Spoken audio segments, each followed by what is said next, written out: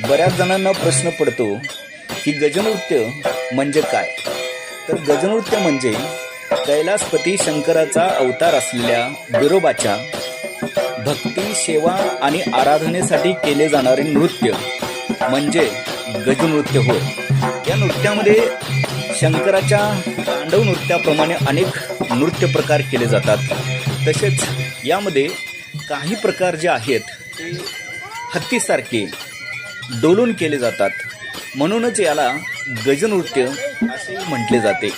कैपत नृत्य करणाऱ्यांच्या अंगामध्ये रंगीबेरंगी कपडे परिधान केले असतात.